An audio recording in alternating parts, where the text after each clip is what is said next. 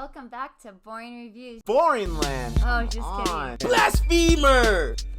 Hello, right. Boring Review Nation! Kind of pointless. We know all things. All right, welcome back to Boring Reviews here. Nick. No? Gabe! You guys know how it is. You know what we're going to do today? We're going to check out a movie review. Come on, man. Let me do a side story about the time I was at the supermarket with my kids 4 years ago, and then let me tie that in. You're out of control. What are you doing? I just thought I had a little bit of fun with you there, simply because it reminds me of the voicemail. Because I'm telling you guys, Nick is, he is the king of sarcasm. A lot of times people don't get his humor. People do not get his humor. And you know, I've been around time, Gabe. I'm ahead of my time. He's ahead of his time. I've been around him so long that I get his humor. But you guys don't understand. Like one of the very first or second year of our relationship, I called him and I'm not a texting dude, all right? I'm old school. So I rather just talk to somebody on the phone where, Nick will text for the most part. So I blew him up. I did crazy call him. I needed something for school or whatever. I forgot what it was. I ex-girlfriend psycho called them or whatever 10 times in a row because I get heat. That's my biggest pet peeve when I call somebody and they don't answer the phone, because I'm not just gonna call you to be like, hey dude, is it sunny outside? I'm gonna call you for a reason, you know what I'm saying, for the most part. But I called whatever, he was busy, so I'm like, bro, I crazy called him 10 times or whatever. I'm like, bro, I'm trying to get a hold of you, hit me back. By the way, you got the worst voicemail in the world, because it's like, hello, this is Nicholas Peterson, and you've reached my voicemail right now. Obviously, I reached your voicemail. It was the worst. So after that same Gabe impression he did, because I was like, you got the worst voicemail in the world, so boring. He had the cheesiest, hunky dory. How's everyone doing today? I hope everybody's happy. And I'm like, our bosses listen to this. Your mom or your brothers, people will call and listen to this. But how did it work for you to clown this guy? How did that work? Did you end up suffering more because of it? Exactly. Don't mess with the king, all right? It was so bad. Don't mess with the king. Well, like I said, I was making fun of Gabe earlier about a side story that happened 3 years ago. He starts off with the side story that happened 3 years ago. Thanks for joining us today in this movie review. We are looking at The Great Indian Kitchen. This movie came out several weeks ago. We're getting to our review right now. And, we're excited to talk about it as much as we possibly can. There's a lot of cultural things in this film that we looked up some information, but we're probably not going to get it all. So we're going to do the best we can. But this is a 2021 Malayalam language drama film directed by Gabe and written by Gabe as well. It tells the story of a newly-wed woman who struggles to be a submissive wife to her husband and his family as they expect her to be. And that's just a description from Wikipedia. This is, like I said, written by Gabe, starring Suraj Venjaramudu and Namisha Sajayan. And so this is a film. It's a very interesting film, very unique film, because when you're watching it, it's one of those movies where there's not a whole lot of different things that's going on, right? But it's telling a story in a very poignant way. It's telling a story in a very focused and a very centered way, where it's just day after day after day after day. And in my opinion, the way I took from it, this movie is trying to, it's being very, in my opinion, obvious with a story it's trying to tell, if that makes sense. And this is, again, there's not action in this film. It's not this and that, and all these different characters. When you look at the film itself, it's basically shot in one house, with the exception of the outside film itself. It looks like, from what it's saying right here, that all the stars are from Calicut for the most part. Hopefully I'm saying that right. Yeah, Calicut, and different theater artists from there. And so, again, this was shot during COVID. So very unique film. And, I gave a very basic premise. Gabe, what are some of your opening thoughts on The Great Indian Kitchen? I got a few thoughts. First and foremost, did you say this was a Malayalam film? Yeah. They are really good at analyzing the human condition. Okay, the way the writing is with Malayalam films, they really know how to portray people, basically real life events. And that's why when you got a Malayalam film and you're like, well, not much happened in this film, you're right, a lot didn't, but a lot didn't have to. If you watch Marriage Story, same thing, right? It tells a story that if anybody actually is married and gone through a divorce, and you watch Marriage Story, you realize, yeah, that is how it happens. Just little things, you know what I'm saying? And I think that for me, I was torn in this film because I come from this world. Okay, I'm Hispanic. I come from the Caribbean, right? My mom's is Dominican, my dad is Puerto Rican, right? And you know, it's one of those situations, man, where being from the Caribbean, being from a Latin American family, women in that culture are also expected to be submissive, right? And it's a very, Hispanic culture, very machismo culture. However, my wife, who's Mexican and Hawaiian, and the Mexicans as well, Hispanic culture in general, very machismo. I come from this world, but at the same time, I'm almost a tweener because like my wife, myself, we don't adhere to these traditions. Like that last generation was the last one that adhered to that tradition, and I don't want my daughter adhering to this tradition. You know what I'm saying? I understand it because I come from that world. I saw how my mom and my dad was, but then I also saw a world where my mom literally for the majority of our childhood just stayed home and raised kids. That's what she did. Okay. And, eventually after we got older, she went to work or whatnot. Once, we're in high school and stuff like that, but it's just a different world, especially here in America. That ain't going to work. Most households, I'll tell you right now, in America are not single parent, provider households. It can't be. Okay. And I think that because the woman has here in America and in many places in the world also become part of the workforce, I should say, that's really changed a lot of those mentalities. Not to mention that I feel women have also, and rightfully so, been more empowered in this society. I tell you, when I was a younger dude, bro, I'd go out and whatever, I'd see a hot chick and like, oh man, that she's hot or whatever. And even if I was, she was younger, let's say I was in my early 20s or whatever, or I'd be like, oh man, but now I got a daughter. It's a different story. You know what I'm saying, bro? I got a teenage daughter at 14. So it's one of those things where I think that as you become a parent of yourself, especially of a daughter, your mentality starts to change because you don't want your daughter kind of having to live up to those expectations, right? Those cultural expectations. But at the same token, I understand them because I come from that world. And my father wasn't a bad person. My grandfather wasn't a bad person. This is just what is expected in certain cultures. This is how you've been raised, if that makes sense. So that for me was really like, I come from the same world, man, where the women cook and clean and take care of the kids all day. The men go to work, they come home, they feed them, and the women eat after the men. I come from this world or whatever, but now looking at it from the, you know what I mean?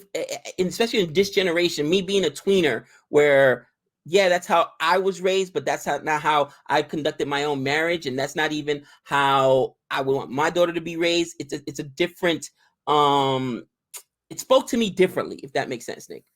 Yeah, and I like what you said about perspective, because I think this film is all about perspective and experience. So, again, we have a newly married couple, all right? And it's not arranged marriage, but the parents, they set it up. I'm not sure exactly what that's called, but it wasn't arranged from like birth or anything, but they had agreed upon the marriage. And so at the start, the wife and the husband, they're both into it. They're fine with it. They're happy to explore this. She's happy to, to be married, all that kind of stuff. And she understands because she comes from, I believe, the city and he's coming from the country. She was not exposed to this type of culture to where the wife is expected, and it's just part of that culture where they do cleaning and cooking and they serve their husbands and they make sure everything's ready so that the husband can go out and provide. And she was not used to that. That's not the way it was in her household. Her parents were aware of this culture, and the parents, I think, were kind of surprised in this movie that she took to it the way they did. I think they just assumed, which is kind of surprising because they should know their daughter, but they just assumed that she'd be okay with it, and that's the way it is. And they were happy that it was a very prominent family, and they were very excited about that. but it doesn't take too long. In this movie, the way it's shot is just, it shows her what she's doing to get ready for breakfast. Then it shows her cleaning. And then it shows her what it is to get ready for lunch, and then cleaning, and dinner, and then cleaning, and then extra clean, and then cleaning off the table. And I love the tablecloth, by the way, because that thing is not stained at all. She just wipes it off. That was an amazing tablecloth. But it shows, and this is day after day after day, it shows this kind of sequence, and it shows her slowly start to get frustrated, because for her, you can tell as the movie goes on that she is not okay with that being what she's defined as. And it definitely amplifies a lot more when the mother-in-law, she goes to take care of her sister who's about to deliver a baby. And then it amplifies more where he goes on his priesthood. He goes on his little quest. He goes to, I want to get this correct, I don't want to say it wrong. He goes to Sabarimala, which requires him to take celibacy and avoid eating food touched by menstruating women. And, they have to be in different rooms or whatever. So it amplifies more and more, where for her, from her perspective, she's looking at this as, this is not the life I want. This is not the life I want, and I don't really want to be a part of this much longer. And so when you're watching, it's easy, in my opinion, to sit there and say, yeah, that's jacked up. That's messed up. I understand where she's feeling from. But the other thing that I took from this film was in my opinion, it also showed his perspective.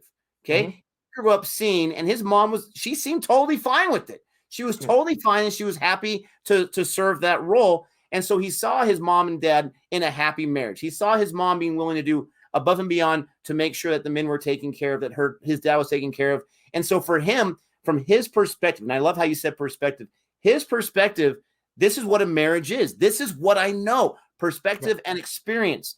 So for him, and you can see him, he was being extra sweet. He was being nice to her. He was excited. He had certain expectations from that marriage. And I think for him, he never really thought about it more than that. Even after the situation and going on, I don't think he thought too much. For him, this is what a marriage is. This is what I expect from my wife, and she expects me to provide and, bring the money home and the food home, all that kind of stuff. And so for me, it's easy, I think, for some people, especially us that aren't used to that culture. You are more experienced. I should say me when I say us, who aren't used to that culture. But you got to understand there's different cultures, there's different experiences. And from his perspective, he felt that he wasn't really doing anything wrong. And there were certain times where the elders, the men of the village said, you've got to do this, and you've got to do this, and you've got to make sure this is right. And he didn't necessarily do those things, where he could have gone into that evil villain route and done those things. Now, again, I think it's based on perspective. If you don't look at that with that wide lens, with both eyes, so to speak, then you're going to say, oh, he's a jerk or she's ridiculous. But the thing I really like about this movie is, at least for me, I felt like you got both sides of it. And it was one of those situations where, watching movies is emotional. You're going to be emotional, but it's one of those situations where I'm like, I don't know if I agree with this, but I also, at the same time, I understand this. So I found myself kind of perplexed. And with my own experiences, I have my own opinions for marriage life and this or that. Right. But I'm sure if I was like him growing up in that situation, I would see nothing wrong with it, because that's the experience I had. Does that make sense? No, definitely. And I think that one of the things the film does brilliantly is that it does not paint him as a bad guy. It paints him as a victim of his circumstance. And I'll tell you right now, this actually happens, and it's happened in my family. Okay. I don't have permission to put anything out there, so I'm not going to be too specific about anything or whatnot. But I got a family member who is a stay-at-home dad. And this dude is ostracized. And that does not exist in the Latin family. You can say what you want. In America, you hear a lot of people talk about, especially the Mexicans or whatever. You ain't never heard about them not working, cousin. You hear about people coming over illegally to work. But a man not working, being a stay-at-home dad, that's unheard of. Unheard of. And this person put aside their personal pride because their wife has a very, very talent and makes tons of cash. There's no reason for him to work. Okay. But he sacrificed his own career in order to help her elevate her career as a stay-at-home dad. However, amongst the family, he's almost seen as a leech. You know what I mean? Like it's almost like because lazy bum, right? I'm just assuming. I don't know for sure. I'm just assuming. But that's the kind of talk you hear and chatter you hear. And it's one of those things where I think that the same thing happened in this film, because even when he's trying to relate to his wife, right? and understand her and listen. And that's one of the biggest things. We don't understand each other. We don't listen. His dad is like, you gonna let her go to work? She's applying for what? You're gonna let her, you know what I mean? And that pressure from the family comes down or whatever. I'm glad, by the way, this family member of mine has not buckled the pressure. All right. This is 2021, man. It is what it is. You support your spouse. Listen, at the end of the day, you're born alone, you're gonna die alone. And if you're gonna go through this life in a journey and this person's gonna be with you rocking, you know what I'm saying? Then you guys, as long as you're happy, that's all that matters. You got to be true to you and your God. Bottom line, you know what I'm saying? I got no issues with that. But in certain, especially in a Hispanic culture, a man living off of a woman, they don't see it as we're building this life together. And she's able to accomplish what she's accomplishing because I'm home taking care of the house, taking care of the kids, taking care of the thing. No, you're living off a woman. That doesn't make any sense. You know what I mean? Because they would never say that about a woman. So it works the other way around. And I think that this film does a good job, Nick, of also showing that as well. How it's not even so much him as well. His dad is that big influence. And people are going to say the dad is a jerk. But that's their reality. That's what they know or whatnot. But I like how you got to see the social pressure that was put on by his family members. And that does happen. It was a really, really slick way of showing it. And I always forget how to, Suraj Vendramudu, this guy, like at the end, didn't you feel like you felt like he was just oblivious? But I was more mad at the old man, at the father, than I was at him. You know what I'm saying? Because as Suraj's dad, because he really tried even to communicate, hey, how can I do this, or what do you need, or whatever. And he's out, he's working, he's a professional, he's a teacher or whatever. He doesn't see how it's impacting her. And I think that the added pressure from his elders continued to make that.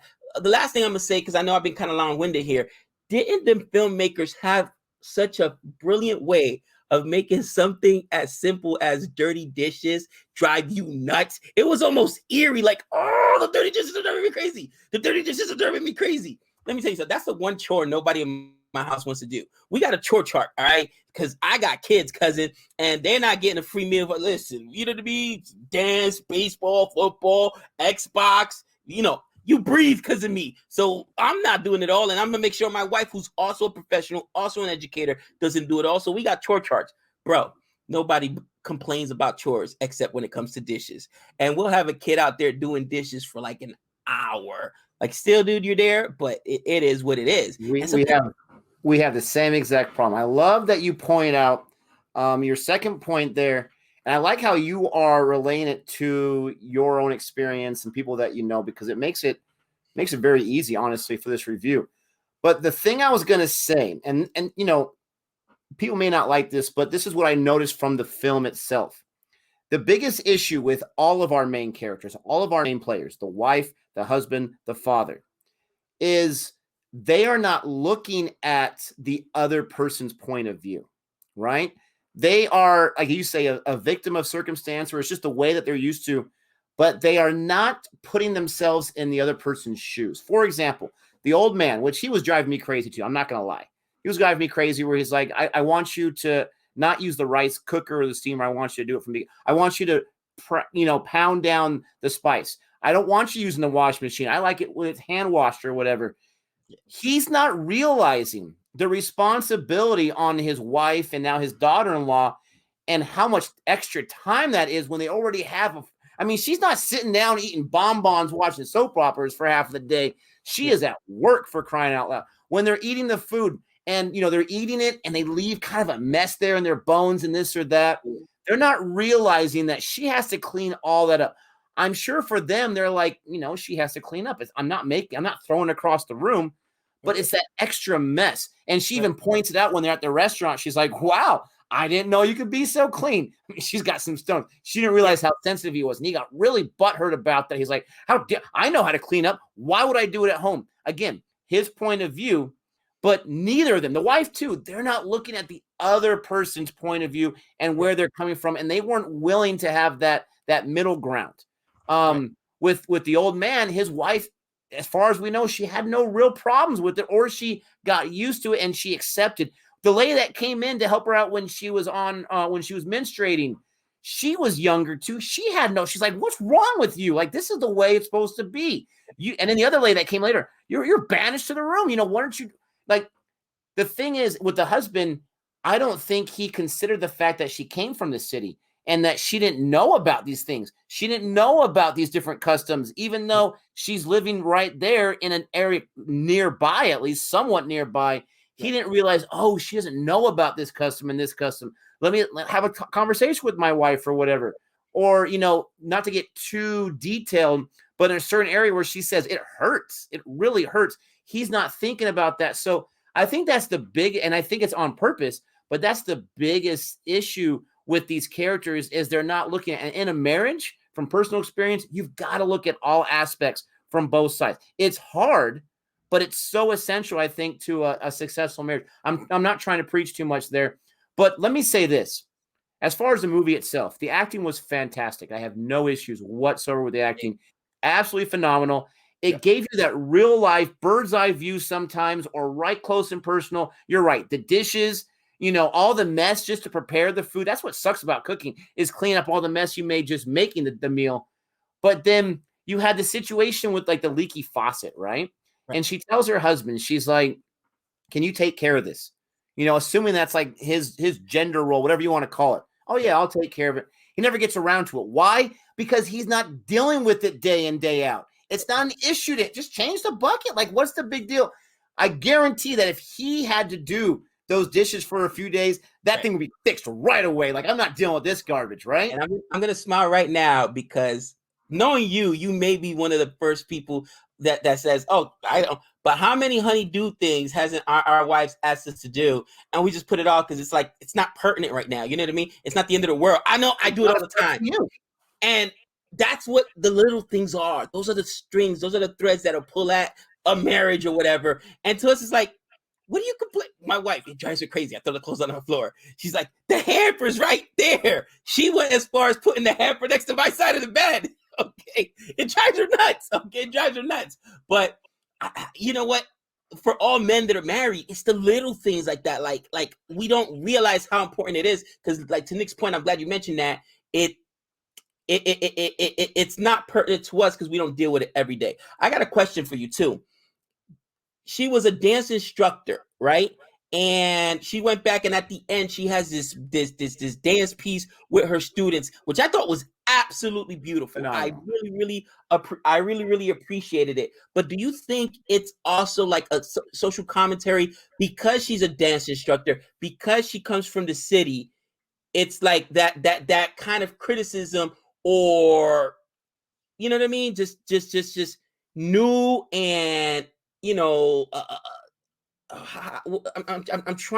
I'm lacking the words, but I think that specifically, that dance piece at the end where all these women are empowered and it's all women group, obviously, and just coordinated by a woman or whatnot. Is this more of a commentary of old versus new tradition versus, the new age generation? Because I think that there was a message there and I know I missed it. It's like, I can't quite put my finger why they put that in there. No, I think it was, there was definitely some social commentary in that dance piece.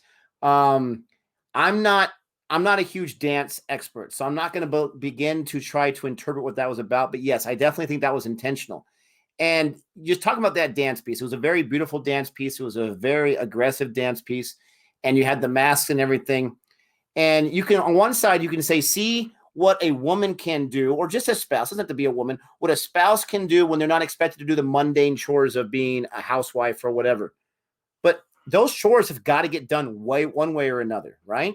By somebody. I'm not saying it has to be the wife. By somebody, whether it's a 50-50 split, like you're saying, I bring my kids into the chores as well. Those things have got to be done. But when you put all the mundane, and this is just, to your question about the art piece, I think the art piece is saying, when you allow someone to fly, they can fly, right? When you allow them to do something that they're creative about, they can be beautiful in that thing. Again, I am not preaching one way or another how any household should be run besides my own. That's all I'm worried about. But that's to answer that question. One thing that's interesting about this movie, I'm going to say it right now.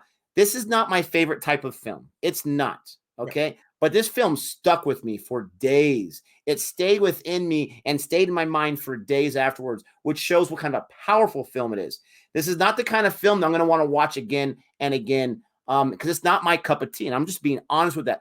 But it was still a very well-made film. And one of the things I love, spoiler alerts, right, is what they did with the bucket.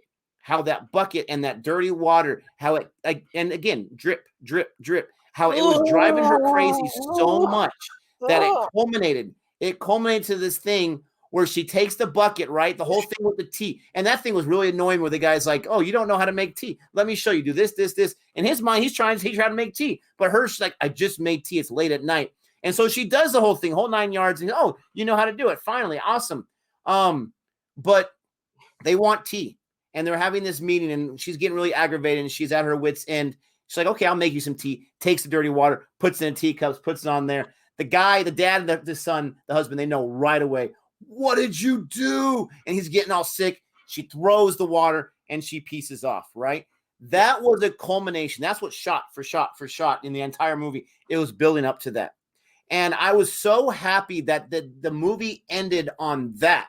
Not because the bad guy got water spilled on him, but because it culminated, and that was what it was, its culminating event, its climax was, as opposed to him chasing after her and doing something he's going to regret later on, right? I'm so glad, because again, it proves he's not a villain. Yeah. He just wants a certain thing out of his marriage, right? And then we see what happens just a little while later. She's got her job and all that kind of stuff. He's got a new wife. He's being a little nice, a little sweet to her. She's doing the kind of breakfast stuff, and she's all happy. And, here we go again. She can spend the rest of her life completely content. Right. Or she may have a problem depending on this or that. But this film, man, I mean, it has a story to tell.